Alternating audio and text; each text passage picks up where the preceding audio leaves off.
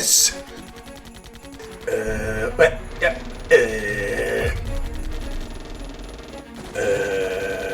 Hey Santa.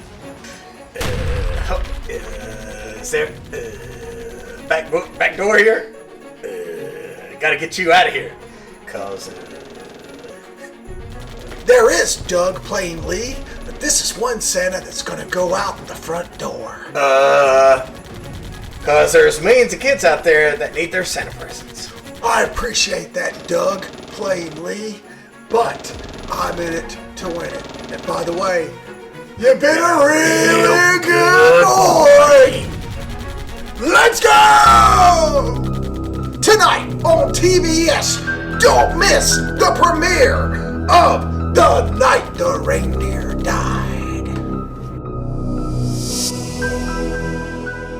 Our entire aim is for the development of our planet. Same podcast, same guys, new look. Thanks for listening to Tales from the Video Store podcast, sponsored by Golden Ticket Cinemas, The Spot Toys in Newton, Table Rock Creative Group, the pinnacle of video marketing, and Ink Brush Swag, just a cool t-shirt company. Tales from the Video Store, the podcast about the movies you've never heard of, but must see. Now, it's Lee Bridges, Doug Wall, and Garrick Lane. On with the show! Well, fucking Merry Christmas. Well, let's just get into it. I do want to say one thing. Okay. I was reading an article about Paul Bettany and Johnny Depp's conversation back and forth about Amber Heard because they're buddies. You mean the 10 years of emails and fucking text messages? That's fucking scary, dude. Yeah. For that shit to happen, because let me tell you, could you imagine our fucking text feed getting subpoenaed? We would be fucked, and we're talking amongst friends. Like, when does the privacy clause end? For instance, Doug, you and I, there's been plenty of going back and forth, making fun, we're having a good time. Yeah. It doesn't matter what we're saying. Right. None of it fucking matters, but we're saying it. We may even have a couple of drinks in us. We say something. Since when is that stuff public? When can somebody say, these two guys, this is what they said fucking 4 years ago while they were drinking liquor about some motherfucker? Yeah. And the context is meaningless. The context of the conversation doesn't matter. Oh, yeah. Like, I think it's hilarious. He's like, hey, let's burn her at the stake. And Paul Bettany's like, all right, let's drown her. Like, dude, you and I, we've been there a million times. 1,000, yeah. A million times I've made conversations. I would never drown anybody or fucking burn anybody, but I could talk to my best buddy about that shit and laugh about it. Yeah. It's crazy to me. I don't know, man. Anyway, I saw that they're all being subpoenaed and they're reading them out, and Paul Bettany now is getting drugged through the ground, and it's just like, what? Where's the private? Like, when does privacy end? And when do people kind of go, oh, dude, that's just Johnny Depp and Paul, like, probably in a, just a freaking matter of a fact 4:00 afternoon text each other, joking around about freaking killing Amber Heard. Yeah. Right. Anyway, so that's crazy. So, you won't catch me on any text feeds anymore talking about anything. No. It's too late. I've got them all saved. I won't be talking about any of the other boring ass movie podcasts and the podcasters out there like Brian Walford and all those motherfuckers. You won't catch me trashing the Midnight Drive-In. That's the dude that called me and said, hey, we're the Midnight Drive-In. Yeah, okay. So anyway, you still digging this up, man? You still dude, I'm telling you, I'm never going to get over it. I'm like, it's like Manchester by the fucking sea. Like, I'm never going to get over it. Never going to get over it. Anyway, let's get in there. Hey, it's happy holidays to everyone. We probably picked the absolute worst fucking movie in the history of fucking bad movies to do this holiday season. I mean, we went from Fat Man, we did Fat Man, and we did, what was that one? The really Rare good one Exports. with the naked Santas running around. Rare Exports. I know you love that, yeah. And then we did some kind of Deadly Games. Deadly Games, yeah. Fucking A, dude. Did a bunch of really good shit, and then we did this. What the fuck are we doing? It's so bad we had to watch it on YouTube. Let's get into it. Elves. Who wants to introduce it? I do. Okay, I'm sure you do, Lee. You picked it. I did. I went Silence, a movie I'd never seen, and a movie that you cannot find, I believe, on home video. Lee, can I just footnote that nobody has ever seen this? Well, maybe they should, because this movie, despite what Garrick said, this movie has everything. It has witchcraft. It has an evil Nazi plot. It has killer elves, or maybe there's just one elf. I'm not really sure. It has. Hold on. Are you really blowing the fucking intro of this thing? God damn. Sorry, guys. Give me 1 second. Jesus. The fucking whip is cracked. Go. Despite what Garrick says about this being one of the worst movies ever made, which, by the way, if you listen to this podcast, he says every 3 episodes. But anyway, this movie, there's not another movie like it. This movie has witchcraft, an evil Nazi plot, killer elves, or maybe it's just one, Grizzley Adams as an ex-detective / mall Santa, an incest subplot, the world's worst police detectives who for some reason decide to let Grizzly Adams just investigate this himself, even though he's a mall Santa. It is a completely insane movie. Seems like it was written by Mad Libs. And I'm going to use this word. I know that people don't use the word retarded now, but this movie seems kind of retarded, as in the movie itself seems to have brain damage. It's like it needs special needs. Movie with special needs. But let me tell you something. I would rather watch this than 90% of other Christmas movies. I'll put this above every Hallmark Christmas movie ever made. Yeah. Because, like I said, it's ridiculous. It doesn't make any sense. It's completely nonsensical. And it has a downer ending, which you think. But what did you think, Doug? Look, there's a story there. Oh, Jesus. All right, there is a story hidden in this thing that I think you could remake it. It's got some classic lines. Oral. Santa said oral. I was like, what the fuck is oral? Grizzly Adams is fucking. He's great. It's the epitome of a fucking, a solid C movie. Not a B movie. It's a C. Right. You're giving this fucking movie a C. The effects are just putrid. That fucking elf thing was the worst looking thing I've about ever seen in a movie. But like you say, it's Grizzly Adams basically saving this virgin from Nazis plotting to bring forth the Antichrist. Right. And let me ask you a question, Doug. How many times during the making of this movie do you think Dan Haggerty said to himself, "I used to be fucking famous"?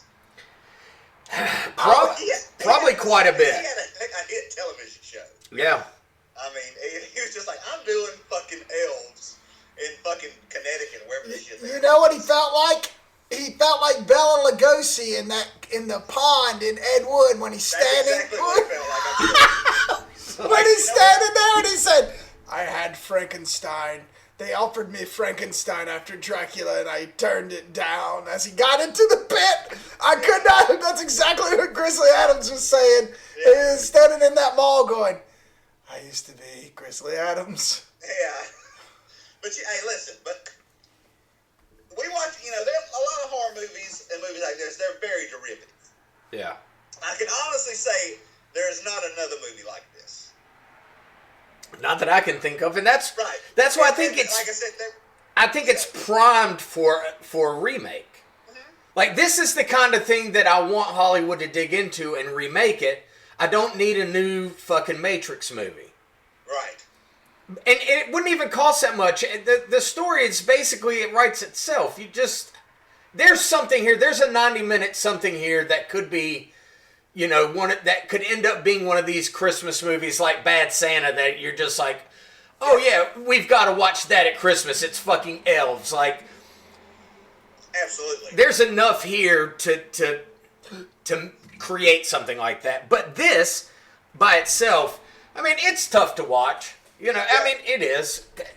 It like you said, Lee, it doesn't make a whole lot of sense. It's hard to follow. The mom in this is the worst mom maybe ever in the history of the world. And I love how she just blurts out that her grandfather is also her father. Just kind of like, it's not even a plot point. She's just like, oh yeah, bitch. Well, guess what? Yeah, you thought your life was bad 5 minutes ago. Wait till I tell you this little fucking tidbit. Out of nowhere. Yeah, very odd. Well, this guy wrote, like, it seems like he writes a bunch of these kind of movies. Movies like Cyber Chick from 1990, Firehead, Shooters, Hollywood Hot Tubs. So, I mean, I guess this guy, Jeff Mandel, is... Hey. He's making movies, so I mean... Garrick, nobody ever went broke giving people exactly what they want. Yep, that's true. I mean, but my favorite scene in the movie is when Grizzley Adams, whose character's name I don't remember, busts into the professor's house on Christmas Eve and makes him explain to him what's going on. Yes. And everybody just kind of stops, you know, like they're just like, holy fuck, this gigantic guy with a beard and a gun is here. We'll just explain Nazi elf lore. You know, and his kids are just like, what's going on, Daddy? Shut the fuck up. You know, it's just like, it's just a spastic movie. Yeah, the part at the beginning with the kid brother and the sister, and he's like, I saw your tits, I'm gonna tell everybody. Yeah. Like, it's so fucking off-putting. But that's part of why I think all of that could be put, you know, the part with Santa Claus trying to get a blowjob from some chick at the mall, like, all of that could be put into something that could be something. Right. This isn't necessarily it. No, it's definitely not it. But, I mean, for a good time, a once every fucking 5 or 10 years at Christmas, fucking break this shit out and watch it. Yeah. It's because fine. I've got 20 years left. This is the movie I'm gonna watch. Yeah. I got 20 years left of my life. That's it. And I'm gonna in 10 years I'm gonna watch this fucking movie. You're gonna break Elves out? Yeah, fuck that. Hey, I liked it. Call me the mainstream guy, but this movie was fucking horrible, and there was anything good about it. Besides, let me ask you, how does this rate to your normal, like, Kaufman shit, your Troma stuff? Like, Oh, I think it's better than a Troma movie, just production-wise. I mean, they had some, I mean, you know, like, they were shooting in a mall. I can tell they just had more money for lights and shit. yeah, I mean, it did. I mean, it looked like a normal movie. I would say it was probably $1 million movie. Yeah. I mean, I actually looked up the company, and it was AIP, not the 60s, 70s Roger Corman AIP. This was Action International Pictures. And apparently, between like 87 and like 93, they churned out like 65 movies. Okay. Small budgets, small returns kind of thing. Yep. You take the money, the profits from the Elves, and you turn it into the next one. Yeah. You know? Yeah, let's see. It premiered in a limited theatrical release in 1989, and it was given a PG-13 rating. It was released on VHS on December 19th, 1994. Guy only gave it a week to sell before Christmas, 1994. That's crazy. 5 years after it was released? Because it came out in the theaters in 89, so it didn't make it to VHS till 94? Yep, that's correct. Huh. Yep. Horror News Net said, it's hard to dread seeing the elf if it's not even potentially frightening. Most of the time you'll be laughing at how ridiculous the death scenes are to even think about being scared. It might seem that because the film is so bad, it's funny. It would be worth a watch. Maybe that's how it is. It says, it's not. The plot ambles along so slowly, so pointlessly, that Elves is only recommended for those hardcore viewers who completely love bad movies for whatever reason. Bridget. There you go. Well, you compare it to a Troma movie, and I'll say the main difference is one of the things that I look for in movies is in the movies it's sincere. Like, they were trying to make a movie. Like Ed Wood. Ed Wood wasn't trying to make a bad movie. He was trying to make a good movie. He just didn't do it. Right. And I put sincerity to me goes a long way than some, fake grindhouse, and made bad intentionally bullshit. So that's how I look at it. Here's another one. One real drawback is the fact that this film is very ugly. It is mean. It is not scary and not fun in a scary way. It is just plain mean. Somebody was so mad they actually called the movie mean. Well, I will say that the way the family treats the daughter is very odd. Oh, yeah. The mom just seems to actively hate her. Oh, actively. Yeah.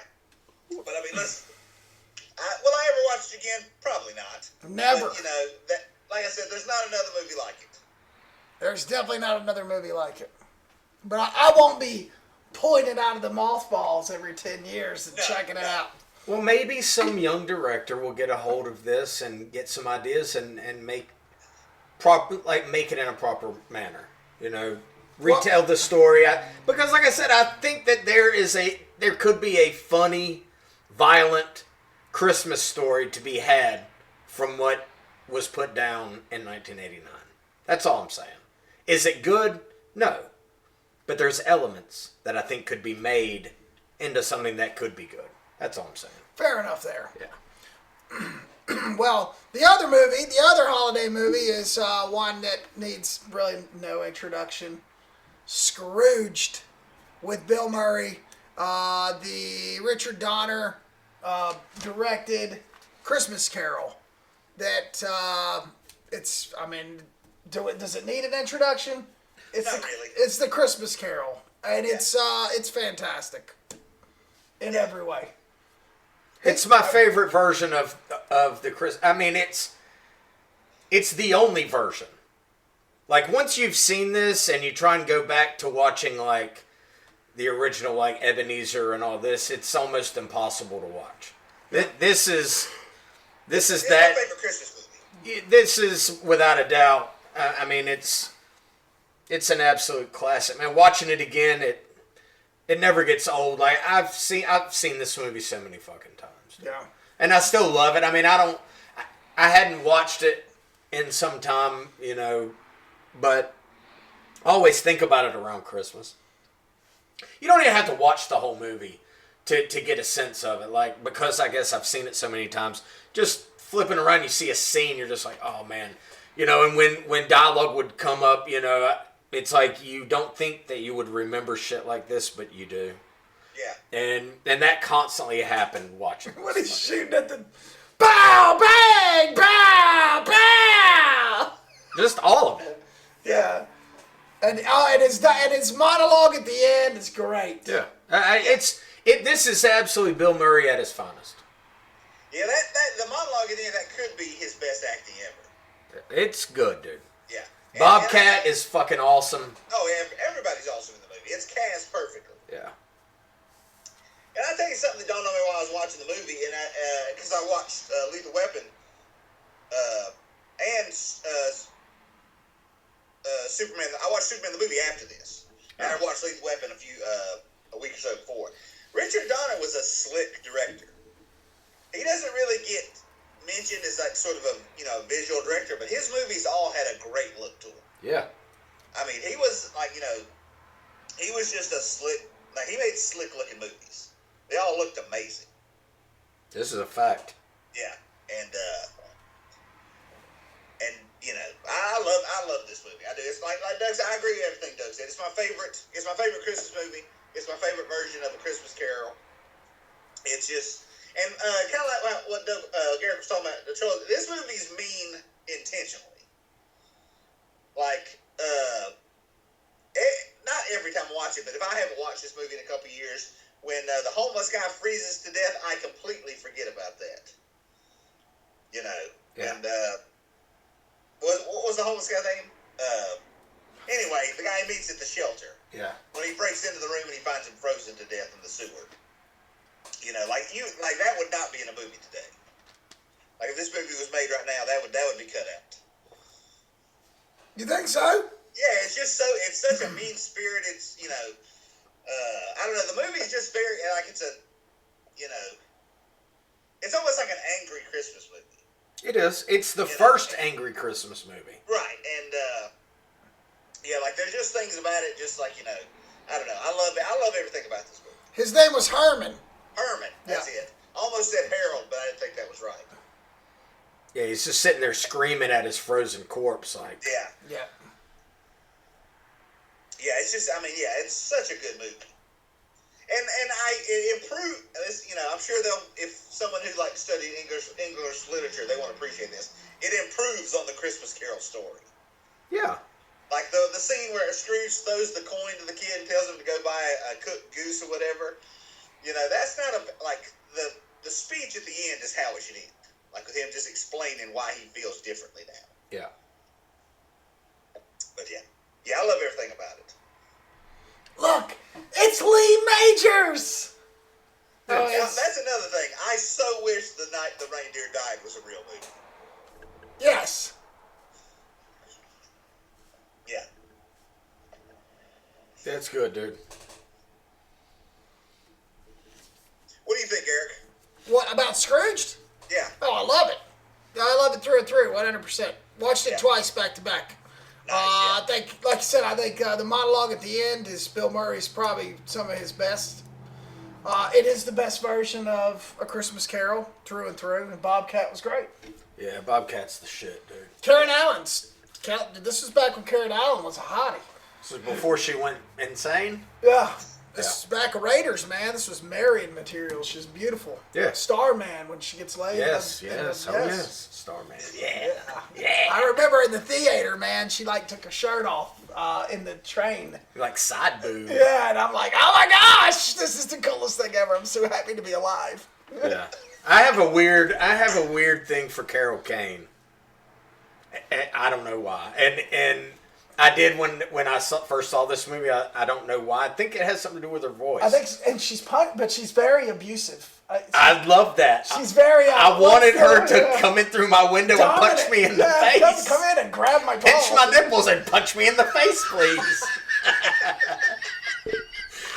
And rewatching this, I felt a little tingle down in my bathing suit area. I was like, "Oh, there's Carol Kane." Come on, Carol Kane, just pinch my nipple and punch my face. It's something about her voice. It's like I always. Oh, you like that? She wants to step with stiletto. She wants to step on your chest. And go, come on, Dougie. Come on, Dougie. Merry Christmas, Dougie. I'm not traditionally into that sort of thing, but if Carol Kane came and knocked it, I'd have to let her in.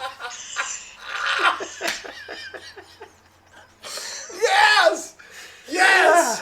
That's awesome. She'd have to have that suit on too with the wings. And absolutely. And all that fairy dust and the schling would have to be going on too. Absolutely. Yeah, see, if you didn't have that, it would be weird. But with that, it's totally acceptable. Exactly.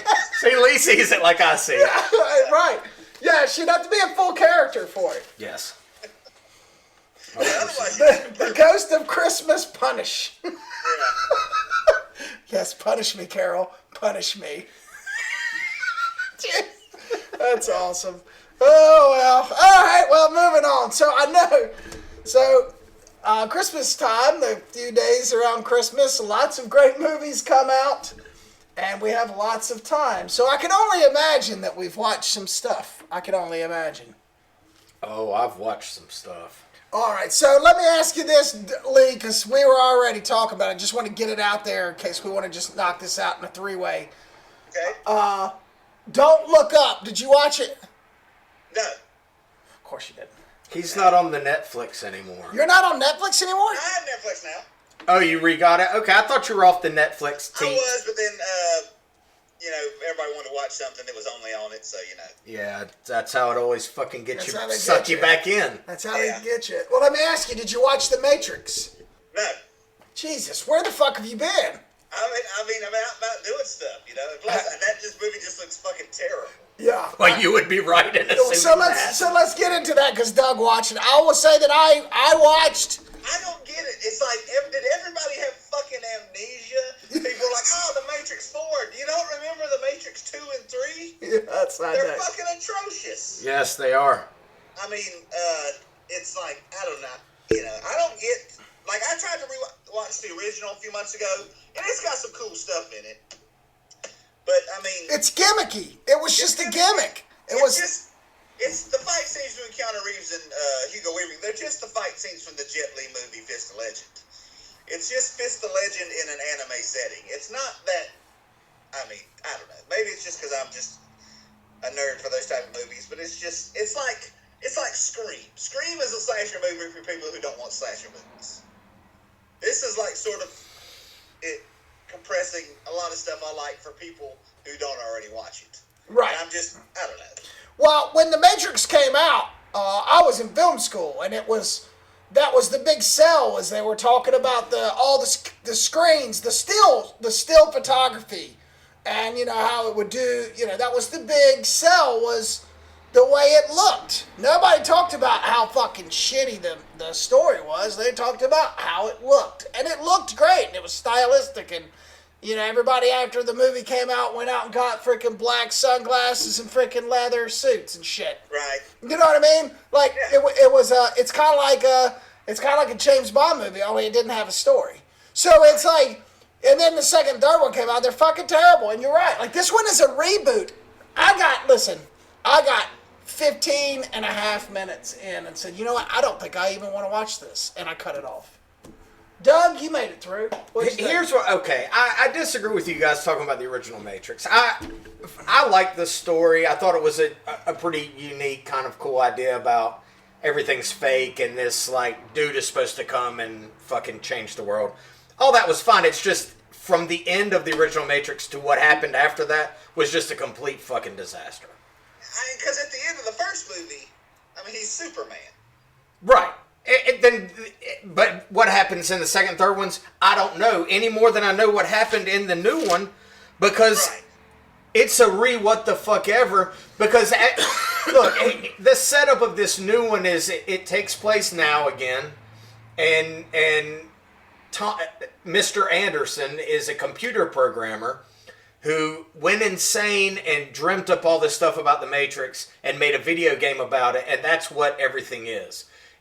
And which doesn't make any sense.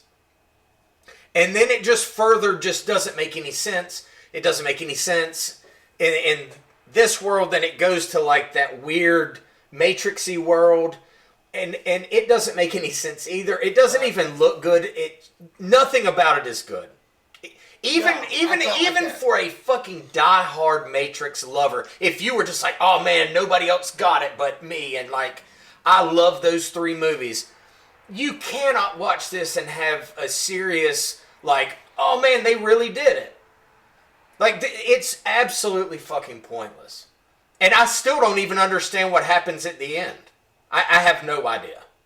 I just watched it because it was on, and I'd gotten like 45 minutes into it. To be quite honest, I'd put it on one afternoon and fallen asleep after about 15 minutes. And then, Jody was home and she was like, let's watch it. And I was like, all right, well, I watched the first little bit of it and it was shit. And, we watched it and she can't even watch it. It felt like it was the same movie. But I just thought, well, I'm just curious to see where they're going with all this. Sometimes when I'm watching something, I allow my curiosity to take over. And that's what gets me to the end of a lot of these shit fucking movies that we watch. And this was one where I was just like, I'm just curious to see what happens. And nothing really does. I still don't understand what this ever was. I just don't get it. Do not ever watch this. Lee, don't do I'm not gonna. Yeah, I know you it won't, but it's fucking horrible, dude. I don't understand what it was supposed to be or why it was ever made. I just feel like, man, just don't. But I must watch because Keanu is so awesome. Not in the movie, but Keanu's such a nice guy. You almost have to. Keanu is fucking amazing, but for some reason, this is how poorly this movie is made. Better than Ronin 27 or whatever the fuck. No. They make him weird, and like he doesn't even seem like himself in the whole thing. Like he doesn't look right. He doesn't. Like, dude, nothing in this fucking thing worked, dude. Nothing. If you can somehow get Keanu Reeves in a movie and just ruin him and make him not, like, everything about his character is uncomfortable. He's like all jittery and weird. And maybe that was intentional, but it just doesn't fucking work. It's just weird. I really fucking hated it. It's not the worst thing I watched, though. I don't think. Oh, yeah? Yeah. Definitely not the worst. Well, I felt like, well, let me just say this real fast, because I have to justify why I cut it off. I cut it off because I felt like whatever the fuck. Like, who cares? Yeah. But I also felt like I was watching the first one, like they were rebooting the first one at the beginning, and I'm like, yeah, it almost feels like it's just a nostalgic piece. Hey, we're making this movie just to get the money for all the diehard fans to come back and see it. Not like the Spider-Man who actually, the Marvel Universe has a following and everybody goes to those movies whether they're good or bad. Like, at least Spider-Man delivered. And this Matrix was just put out to make money. That was it. Hey, let's just redo this and use the same people. Has Carrie-Anne Moss worked since The Matrix? She's been in a few things. Carrie-Anne Moss is not what was wrong with this movie. In the times that she is in this and her parts, she's great. Everybody else is a fucking train wreck, including Keanu. Wow. Everyone. Mindhunter's guy, what's his name?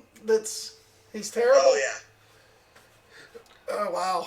Doug is, for anybody that isn't watching since we're not video, Doug is shaking his head now. Oh, it's so bad, dude. So fucking bad. Motion sensor, shaking head. Yeah, no. Well, so what was worse? Well, let me get to that, because I did watch something that was much worse. But I did watch some cool shit. All right, so let's get to that first. First thing I watched, I like to look at like to watch documentaries, man, and I'm always, scanning Hulu and these other platforms for new documentaries. And I saw one that I had not seen about somebody that means a lot to me, that I really respect and I fucking love. And it was an excellent documentary. It's called Crock Full of Gold, A Few Rounds with Shane MacGowan, the former lead singer of the Pogues, band from the 80s. It's kind of... What is this?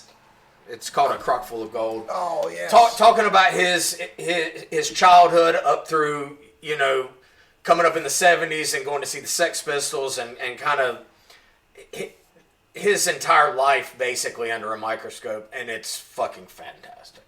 I mean, this is on Hulu? It was on Hulu, yes. And it's fucking great, dude. Does it deal with the teeth? Well, I mean... Did he get his teeth fixed? No. Okay. No, he never got them. I mean, and look, I thought he was gonna. No, he may have kidded around about that, but no. Yeah. I mean, he looks like a fucking dead person that's kind of still alive. He does. Which is to be expected if you know anything about his past. Oh, yeah. I'm actually shocked that he's still alive, but I'm a huge fan of the Pogues, man, and of him. I just think he is a fucking awesome fucking guy and made some fucking great music that I still listen to this day, and I'll always listen to. Alex Cox, the movie he made after Repo Man called Straight to Hell. Yeah. Which is an okay movie. It's definitely no Repo Man. But the Pogues actually, they're the henchmen in the movie, and they do the score, and it's a great movie score. Yeah. It kind of has almost like a acoustic spaghetti western vibe to it. I wish it was out on vinyl, because I would totally buy it, because it's great. Yeah. They're a great band. Yeah. So I watched that. I watched. Well, I guess we'll just get into it, because I did the unthinkable. Because here's the thing, people. I'm on vacation for 3 weeks, and sitting around sometimes 3 fucking weeks. Yeah, you get 3 weeks off. Yeah. Sometimes you'll find yourself at the fucking Red Box, and you're like, what's it gonna be on a random fucking Wednesday night when I'm just hanging out by myself? And I saw The Last Duel, and I knew that we had been talking about it. I knew I had nothing but time on my hands. Wait, this is one of those moments, people, since we're not on video. Motion sensor, Garrick shaking his head madly. Okay. So I rented the Last Duel that has been brought up in the last couple of podcasts because of how Ridley Scott has kind of chastised the world for not loving his movie, and takes place in the 1300s in France. It's stars Ben Affleck and Adam Driver, Matt Damon, and here's a synopsis of it. So Jason Bourne and Kylo Ren are soldiers that kind of, they're soldiers of fortune. Like, they fight for the French king, but they get paid to do it, and they're pals. All right, and then Kylo just kind of becomes a dick, and he starts kind of running around with Ben Affleck, who's like kind of like he's like a lord, but he's just a douchey fucking lord with bleach blonde hair and a blonde little goatee. You just want to fucking punch him in the face. And basically they just drink and fuck chicks. And sounds awesome. Yeah, so Jason Bourne kind of runs out of money and ends up marrying this fucking smoking hot blonde because of the family that she comes from. And there comes a time where Jason Bourne needs to go fucking do some more fighting to get some more money. So he leaves her. And when he leaves her, Kylo Ren shows up and rapes her. Okay? And that's kind of where this whole thing comes. The problem with your fucking movie, though, Ridley Scott, is I don't need... This is why it's 3.5 hours long. Is it 3.5 hours? Get the fuck 2.5 hours. It felt like 6.5 hours. Because what you get is you get Jason Bourne's perspective, then you get Kylo Ren's perspective on the exact same events, and then you get the hot blonde's perspective on these events. Oh, it's one of those. Yeah. It's like Rashomon. Yeah, there's no reason for it. And of course, they have wildly different accounts of, what and then they must do what may or may not have happened. I don't know why the fuck you would feel the need to have to do that. And look, they fight, and I'm gonna let the cat out of the bag. Jason Bourne fucking kills Kylo Ren. Okay. God damn it, Doug. But here's the weirdest part about this fucking movie. So they throw this like, did she or didn't she? Like, was she secretly in love with Kylo Ren and they had this affair and then she decided to change her mind? Well, he kind of makes it look like she didn't get raped at the end and that she made the whole thing up. And that is fucking very odd to me in this kind of day and age that we live in. Why the fuck? Something that happened fucking 700 fucking years ago. And you're somehow going to make a movie about this chick that may or may not have been raped, and you're going to make it out like she was lying? Why the fuck would you even attempt that? Matt Like, Damon, it's so... Ben Affleck, and another girl wrote it. They probably brought the girl on just so they could justify that ending. It's very odd. But that's the lasting impression that you get, or these last scenes of her like looking like she's about to cry as they walk out of this little place where they had the duel. And I just felt like kind of disturbed and disgusted by that. It was very, very fucking weird. It's not a good movie. It doesn't look good. The characters are fucking despicable. All of them are terrible. Whether they show... What do you mean? They're terrible like they're horrible human beings? Right. Okay. And through each perspective, it tries to like make one of them look a little shinier, but at the end of the day, they're all shit.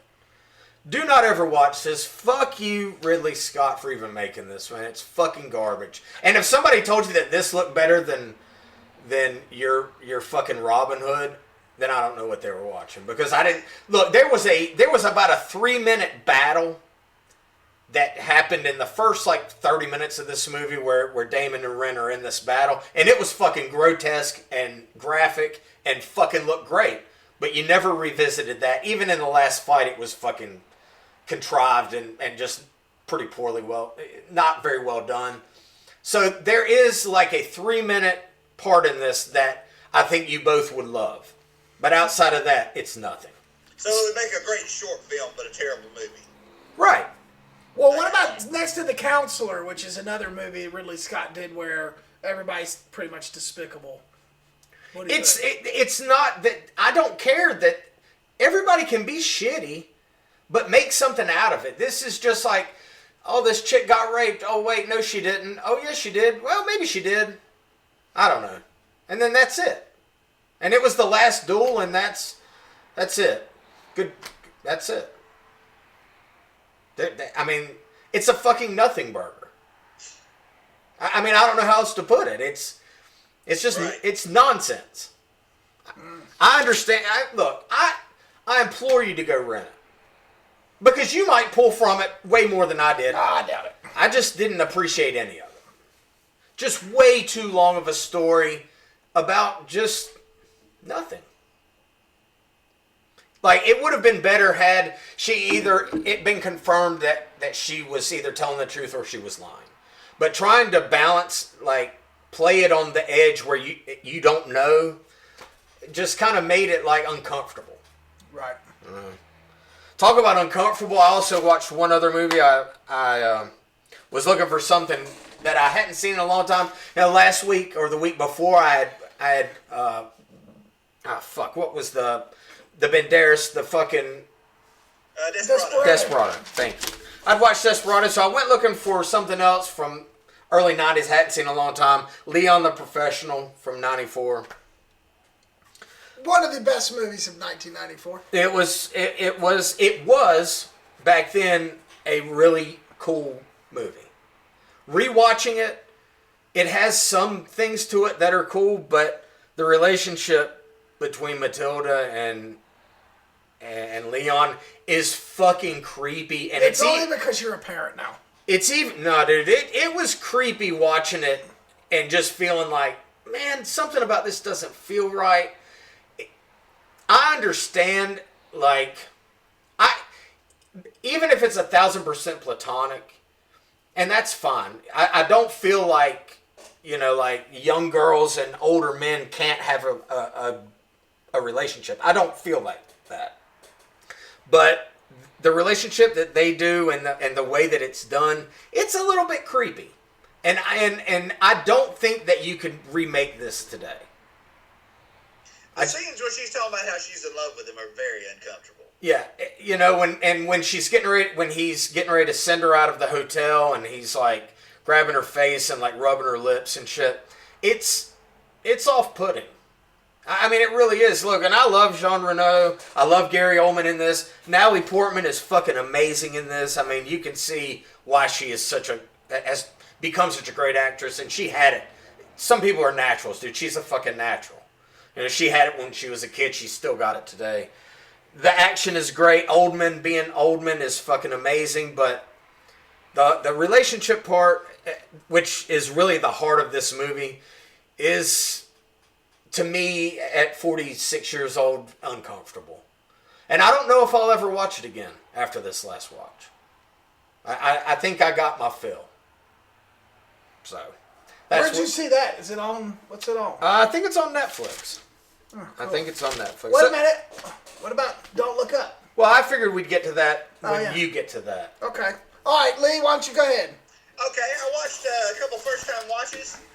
Movie, I watched this, I guess right after our last podcast. I never heard of this movie, and it's on Prime. It's called Cold Turkey from 1971, and it was, I think, I'm not sure if it's the only movie Norman Lear ever directed or just the first movie. But it's one of the weird, it's such a weird movie. This cigarette company, I guess in the early 70s is when they first started putting warnings on cigarette packs. Is when the sort of the health things first started coming into it. Sure. And this cigarette company, Bob Newhart is the PR guy for the cigarette company. He starts talking about Alfred Nobel, how he invented dynamite, but nobody remembers that because of the Nobel Peace Prize. All the people who have been killed by, explosions, nobody ever thinks about that. They just think about the good thing he did. Right. So this cigarette company, they're going to put out a challenge that if everybody in a town can quit smoking for a year, that they'll give them millions of dollars. They'll be able to redo their entire town. It will revitalize the town. And this small town, I want to say in Colorado, like Dick Van Dyke is the pastor of the local church. Like it's just like full of famous people you saw in movies and TV shows in the 70s because of Norman Lear directing it. And basically, they just, I guess the elders of the town, the minister, the mayor, and everybody, they get together and just bully the entire town into stop quitting because, like, it used to be like a mill town, but that's all gone to bust. You know, so the town's sort of dying. And it's a very mean-spirited 70s movie. And I'll go ahead and ruin the ending, since Doug ruined the ending of The Last Duel. Everybody, all the main characters, Dick Van Dyke, they all get murdered at the end. They all die, and then they think that they're not going to win the thing, and it's sort of a down ending. But then the government comes in and they're going to put in some missile plant that's going to that's going to revitalize the town, but also fill it with pollution, and everybody's super happy. Jobs. Yeah, exactly. Yeah. And it's just a very downbeat comedy. That sounds like Don't Look Up. It's probably very similar to Don't Look Up because it's a social comedy, you know, and they even they even go around and beat the shit out. Like every town has like a rich guy who likes to party and he gets a lot of DUIs but nobody cares because he's rich. They just go beat the shit out of that guy in town and then he just goes to Florida. He's like, I can never stop drinking because I drink when I smoke. And I can never stop smoking, so I'm just going to leave. And I don't know if I would watch it again. It was very weird, But there are a couple of jokes that are very funny. And other than that, I watch a movie. You ever think you've seen a movie, then when you watch it, you realize you never saw it? yes. I watched The Hard Way with James Woods and Michael J. Fox, Yeah. which is a movie I completely forgot existed. Never saw it. I just never knew Michael J. Fox was in an R-rated cop movie. I guess in my mind it was like a PG-13 sort of, those 90s cop movies. Oh, like sure. Stop or My Mom Will Shoot. This is a very dark, violent movie compared to what I thought it was going to be. And the stunts in it are incredible. Like there's a car chase at the beginning that's it's fantastic. Like James Woods is being drugged behind a tow truck. And I enjoyed it way more than I thought I was going to do. Don't you love it when that happens? Yeah. Like I thought, I'll just turn. I was like, well, have I ever seen this? I turned it on, realized I'd never seen it. And I remember it being a big bomb when it came out. But other than that, I just like Scrooged and Superman. I rewatched those two movies. Other than that, I've just been super busy. Well, let me ask you, did you, I know that Bonnie got you the box set Criterion collection of Lone Wolf. Oh, yes. Have you been able to look at it yet? I put in one of the discs just to check out how it looks, and it looks amazing. So, let me ask you, honest, how much, I think that the HBO Max print is that Criterion collection, right? Right. So it looks the same. Yeah, it looks pretty much the same. So I should not buy the Criterion DVD as long as I own HBO Max because as it's long the as same. you have HBO Max, I wouldn't. I mean, unless you just, But like we talked about last week, you're getting out of kind of physical media. But this is something that really means a lot to you. So I have it just to have it. Like I said, I could watch it on HBO Max, but if they take it off, I still have it. Do you have, is there any special features? Not really. There's interviews and things, documentary. I haven't really delved in. There's not a ton of special features because a lot of the people have since passed away who were in the movies. Yeah. And there's, I'll tell you. I'll tell you next week when I get more into the box set. Okay then. There you go. All right. Well, I watched. We'll start. We'll end with Don't Look Up, which Doug and I both watched because we're both Adam McKay fans, or we're Adam McKay fans. I did, of course. You know me, Aaron Sorkin, top of the list. Did you do it? I did it. You watched the fucking I watched it. the I Love Lucy shit? I did. Wow. Okay, tell me about it, because I'm never going to see it. I can see it in your face, you're disappointed. I was very disappointed. But I'm not, listen, Aaron Sorkin's script is great. The dialogue's great. It's great. it's a nothing burger. It's almost like Mank. They just took this little piece of time frame. It's like a week in between filming, right? Where Lucy finds out she's pregnant. She's what's his name? Wenzel tells the world that she's a communist, and all these tabloids are saying that Desi's cheating. So it's like, it's cool, it's great, it's nostalgic, it's shot fucking great, but it's just like Mank. Nobody gives a fuck. Yeah. And dude, and listen, I've got a lot of actors and Broadway guys and things like that on my Facebook. Lots of the homosexuality or the homosexual community. Seriously, like those guys that love, Judy Garland and Lucille Ball are like Sure. And they're like, Nicole Kidman didn't do it. They don't like it. I didn't see anything wrong with it. I thought she was pretty good as Lucille Ball, but again, I don't really give a shit. Like, it's just not a movie that at the end I'm like... Right. I would think the movie would be her getting the show. Right. No, it's they flash back to that. They touch on like her struggles, but she was very hard to work with. She was very headstrong, and they go to all that, and she goes out of her way to get, like she's kind of basically they show the story. She's rising up, and his band's kind of going south. And back then, now the woman's becoming the movie star, the wife's becoming the movie star, the husband's kind of whatever. And she gets I Love Lucy and makes Philip Morris, who's paying for the show, cast him. And so then he ends up getting the studio, because it's back then. And he's cheating on her all the time. I get all that. It's just one of those movies where I'm like, at the end of it, I'm like, it doesn't make me want to go watch the I Love Lucy show. Right. It was just okay. And because it was Aaron Sorkin and the script was so good, is the only reason it gets any stars at all. Right. If you are, like, I think that it's a movie for my parents or anybody that watched, anybody that's still alive that watched I Love Lucy should probably watch the movie. Well, People like me, I don't give a shit. Well, like for me, especially when I was really young, like TV memories that I have before I really got into movies, being at my grandparents' house or something, was them watching episodes of I Love Lucy and like the Andy Griffith Show. Yeah, because it was always on. Right. Like they were always fucking on. So yeah.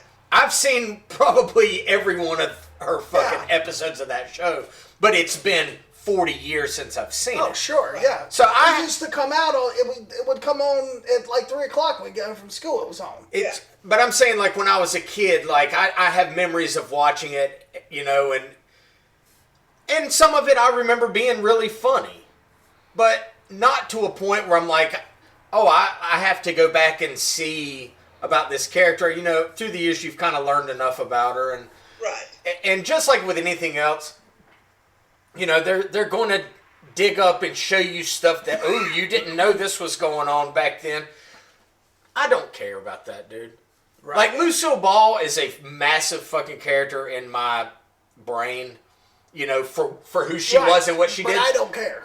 But I don't care, and and if you trying to show me, like, her dark side or, like, any of that, don't bother. Because you're not going to change my opinion on her. I think this was just an errand. I think, honestly, after the success of the Chicago Netflix film, maybe he wrote this at some point in his life when he was on some cocaine and had it laying around, and somebody said, I'm sure Jeff Bezos says, hey, what do you got? Let's do something over here. And he's like, well, I haven't read anything lately, but I've got this thing about Lucille Ball here. You know what I mean? Like, it's almost like, at this point in time, he was up for Oscars. He won the Oscar last year for writing.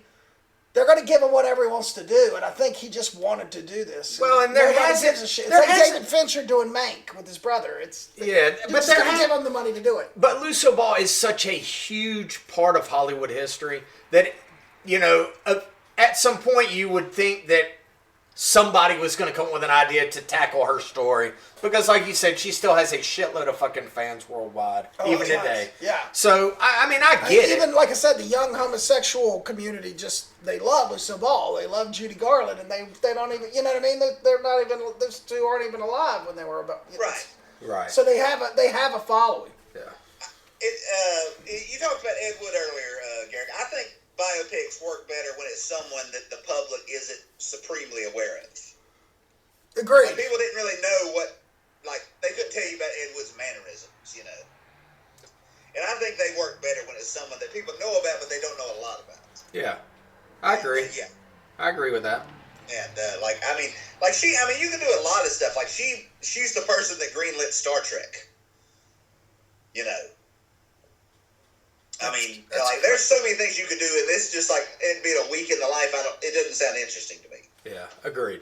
And that's what I'm saying is as interesting as it is, as sharp as the dialogue is, and it's funny because they're all very witty. And right, because they're Sorkin. Yeah, and there's this running joke where everybody's they're making fun of each other's comedy. So there's all these oh, that was a good joke, where they call each other out on good jokes and shit like that. But and it's cute, it's great. It was shot really well, and the script was fantastic. I just don't give a shit. Yeah. Right, and I'm sure Javier Bardem is great as Ricky Ricardo. Oh yeah, he's great. Yeah, but it does still, like you said, it doesn't make me want to see the movie. Yeah, even though I feel you talk about people being big. Bonnie's a big fan of Lucille Ball, and I think I may actually have to bite the bullet and watch this movie. She's mentioned it, but I've sort of played it off. But we'll see what. Well, happens. it's not Elves. No, it's not sure The Last Duel. It's a cute easy movie. You know what I right, mean? but it's also just not the type of movie I'm going to generally watch. And Nicole Kidman is great to watch. I don't remember how Lucille Ball was, but if she does a pretty damn good job. If you know Nicole Kidman, they did something to her face, it's perfect. There's a lot of great it's like Mank. Everything about this movie is awesome. Besides, we just don't give a shit. You guys, I loved Mank. But I think I was wrapped up in the nostalgia of it. I'm kind of the same with this. Yeah. Only my eyes are open on this one because I'm this is just another one of those who gives a shit movies that these streaming companies are throwing at these great directors to do. And so, only a certain amount of people. It's almost like we're going to do this to try to get an Oscar. That's it. That's what we're doing. We're not doing this to entertain anybody. I'm going to throw $100 million at you to do this movie on Lucille Ball so that you can get considered for another Oscar and Amazon can have another nomination. You know what I mean? That's what it is. It's like clickbait for fucking movies. It's clickbait for movie geeks like you that like the technical and the Yeah, I agree with that. Yeah. Okay. And now, and then finally, Don't Look Up. It is not.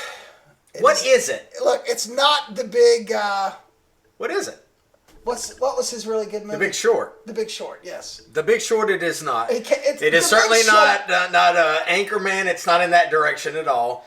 It's a lot closer to Vice. Yeah, well, but it's in between. But in Vice, he got a little gimmicky, which I did not like. In this, he's not. It's not as gimmicky, but dude, it's nothing, man. This is fucking the most pointless. I was an hour and fucking 15 minutes in. I still had an hour and 15 minutes left, and I was like, they're just repeating the same stuff over and over. Nothing is happening.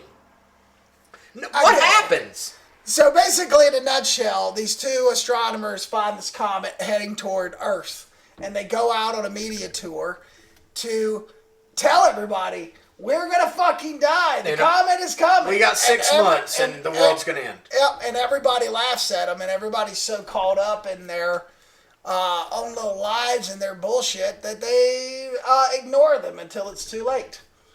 And then, it's very campy. It's very over the top. I mean, what's his face? Jonah Hill. That's Jonah Hill playing Secretary of State. Yeah, dude.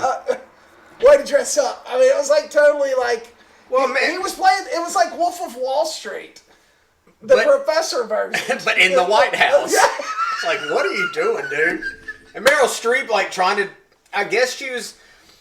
Look, dude, it's like the best part of the movie though is at the very end. Like, there's some funny shit where I laughed out loud, but the best one was when Meryl Streep's president Orlean is calling Leonardo and says, "Hey, you can get on the ship," and he's like, "No, I'm gonna stay here with my family. You and Jason go ahead." And she kind of looks around and goes, "Jason, oh shit." She had left him in the room. That's fine. That was funny. It's a very ironic movie because this is exactly how it would be. Like, I truly believe it would be exactly. There would be people, capitalists, trying to capitalize on the comet, and then there would be people that are like, well, we've got 6 months. We're gonna do whatever. They're fucking stupid. Like, I don't know. I liked it. I thought it's another nothing. It's a commentary on climate control, or like the climate. What catastrophe that's happening to the planet, and how nobody wants to hear it. And, you can throw it in people's faces all you want, but the way that the world has been made, it is what it is, and there's no way to stop the direction that we're taking stuff. So what it ends up being is it's like, hey, well, we're the smart ones, and we have it all figured out, but they don't have anything figured out. They just want to tell everybody about it. And then you have the other side who are like, no, it's not real, and don't look up. There's nothing coming. Like, it's just, I don't like movies like this, man. Like, where it's like you try and make fun of, like, it almost felt like people who don't fall in line with 100% with your beliefs are stupid, and right. I don't fucking like that. Like, it's not funny, it's not witty, it's nothing. It's like pompous. It comes like you almost feel like watching it that you're not smart enough to watch it, or like it's only made for the certain few. Fuck you. If you can't make a movie for everybody, or a certain whatever, then just don't fucking bother. Don't force feed it to me, because that's what it felt like. Like, dude, this could have been an hour and 30-minute movie with some laughs and whatever, but instead they just drag it fucking out. To me, I've not seen this movie, but tell me if you think it's right. It sounds like this movie thinks it's Doctor Strangelove. Yes, 1,000%. That's exactly what it is, and it's not. Yeah. It's just opinion, though. It's just a movie. But it's not. News, but it's not. It's social commentary, and that's what sucks. Right. I like, dude, the world is so over-politicized right now, I can't fucking hardly stand to do anything. And when I watch a movie, the last thing I want to do is be inundated with all your fucking bullshit. Right. I'm not a fucking idiot. I know it's goddamn Christmas and it's 70 fucking degrees outside. I know that pollution has had an effect on this planet. I don't need for these motherfuckers to throw it in my face like I'm a fucking moron. What the fuck are you doing? Right. You're fucking wasting money and fucking doing this. You could have fucking fed a village full of people for a fucking year making this commentary, dude. Right. So, fuck off. And I think we've lost, like, there's a difference between a movie having a theme and a movie having a message to me. Movies used to have themes where if you, like, it's kind of hidden in the subtext, and either you get it or you don't, but it's still a good movie. Right. And, like, the original Dawn of the Dead, now it's this, and people think they're the same. Like, oh, a movie it's just like, I don't know. Like, we're doing like people used to, where there's like, They Live. Like, you can completely ignore the political stuff in They Live and still enjoy the movie. Mm-hmm. In this, you can't, because that's all it is. Exactly. That's the point. You can't ignore it. It's 100% political commentary. It's like, hey, we'll make Meryl Streep like Donald Trump. Yeah, I did. That'll make everybody mad or whatever. Yeah, I did notice that. Look, dude, I did notice that. I hate fucking Donald Trump. But guess what? I hate people on the left who are fucking insane too. I just don't like crazy. I don't like extremism. And this movie is just a celebration of it, and I just don't like it. I just didn't like it. Yeah. And to me, look, dude, I like Adam McKay, and I respect a lot of the things that he's done. But for me, the last two movies that he's made, which would be this and Vice, am I correct? Yeah. I just felt like they fell flat compared to his other works. That's all I'm going to say about it. And I don't know how you make DiCaprio like... That was a good part. That was one of my pluses, is Leonardo as a schlub. Yeah, he just... I don't know, man. I didn't think he did a good job. I didn't think anybody did a good job. Really? I just didn't like listen, it. I understand. Just didn't. I understand your political commentary and how they beat us over the head with it. Yes, and I choose to ignore the whole Donald Trump conservative rednecks. Oh yeah, I saw all that. Yes, I looked past that in this one, but man, like Jennifer Lawrence's character, great. How the fuck do you make her not attractive to look at?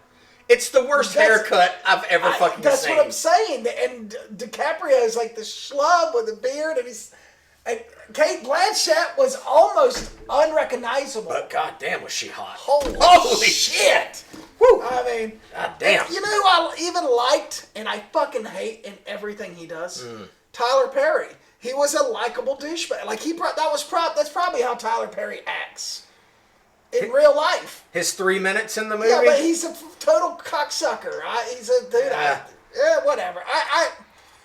I get everything you're saying. I mean, it's a fucking hour too long. Even in a perfect world, a perfect script, it's like it just didn't work, man. The fact that she was stuck on him selling the snacks to her, like that's some funny shit that went on the whole time. Like I couldn't appreciate it because I couldn't get the bag of that shit was fucking funny too. Political commentary off my head, off your head to enjoy any fucking. Especially when Leonardo got up there and he's like, "We're all gonna die," and then they just cut the edit and he's got the bag on his head. I just couldn't get it. I just couldn't get it off. I appreciate the. I get it. Yes, listen, I 100% get it. I think I just enjoyed it for what it was more than you did. Yeah. So fair enough. And no, you're right. The Big Short.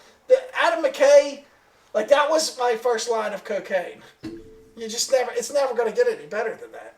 What? The Big Short. He's never going to make a movie better than The Big Short. Ever. If he hasn't made it, he's not going to make it. I'm not going to say that. I still think that he can because I've seen enough to know that he can do it. But for whatever reason, I just don't care for his last two movies. I'm not bagging on McKay. Look. Make your fucking shit. Make it about what you want, whatever. But don't get offended if I don't fall in line. Right. Fair enough. Yeah. That HBO miniseries about Magic Johnson looks pretty good. Yes. It's Showtime. It's Showtime. Yeah. Yeah, that looks good. That's Adam McKay? Oh, yeah. So we'll see. Maybe he can That's why redeem him and himself. Will Ferrell had a falling out. He wanted, Will Ferrell wanted to play the part that John C. Reilly ended up playing, and he didn't cast him. I think they had sort of they're not really friends anymore. Oh yeah, that's right. Will was real nice about it. He said, "Hey, we just wanted to do different things." Yeah. Well, we'll see, man. That does look good. When is that coming out? I think in January, maybe. Yeah. I don't think it's too far off. I'm looking really forward to it. Well, let's do this real fast before we get off of here. And so, New Year's Eve, or the New Year's special, we going to do the new Bond or what? Have you watched the new Bond yet, Lee? I know, but I got it in my hand right here. I got the 3-disc Blu-ray that I got for Christmas. Oh, wow. Oh, he owns it. He owns it. You might I was going to Redbox it, and then I got busy, leading up to Christmas, and then I ended up getting it for Christmas. So we are good to go. Okay, well, that's what we're doing. Next show, we're going to finally do No Time to Die after so many years of stalling. It's been a while. The same length of time we've been doing the podcast. It's been since February 2020, I believe, is when we originally scheduled to do our little Bond, show. And unfortunately, I watched 20 of the fucking James Bond movies around that time when I was in COVID, stuck down in the house. I don't remember a whole lot of it. And I didn't write everything down, and if I did, it's in a different notebook. But I do remember enough about this one to where we'll be able to get into it. And, Okay. We'll see. I'm interested to see how you feel about it. I can't wait. I'm very... I have a feeling you're going to side with me on this one, but I could I be very wrong. well might. Yeah. We'll see. Yeah, I could be I'm wrong. going to try to check out some of these Oscar contenders coming up this next week too. Like, What are the Oscar contenders? well, The Lost Daughters apparently in the running. Parallel Mothers. What is are that you number? even talking about? Nightmare Alley, the new Nightmare Alley I've heard of. the Power of the Dog is on Netflix. It's It the is. Jane I still Campion. haven't fucking watched it. Anyway, The French Dispatch you can rent, yeah. I think. I'd like to get down to Charlotte if I can before my big shoots next week and watch Licorice Pizza. I'm going to try to get some stuff in for, because this is my favorite time of the year. This is where all the artsy-fartsy opera of cinema films come out. So, my cock is hard. I'm ready to go. It's where all the cognac glasses come out and go betwixt people's legs for them to fart into and then slowly draw it up to their nose for the perfect scent. I feel that I've corrupted Doug since the movies. In this podcast. Jesus. The fucking Christ. cognac glass. Yes. And I am one of those guys. Yeah, get your cognac glass out, you Yeah. fucking shoot. Wear like Oh, a white it's good, and I got my- in the cognac glass. I'm the fat motherfucker drinking the scotch and smoking the cigar in the fucking Titanic while it's sinking, and I'm going, we're not going to die. I'm going to be fine. Yeah. Watch another movie. Yes, that's me, fucking drowning. All right then. Well, till next week. Merry Christmas from the video store. Happy Hanukkah, Kwanzaa, whatever the fuck. I don't know any other ones. I think that's it. I think that's it. Festivus. The Festivus for the rest of us. Hey, and everybody, remember, if you're going to be traveling over the holidays, don't use your debit card for your incidentals at a hotel, because they're taking your fucking money. They're taking your money.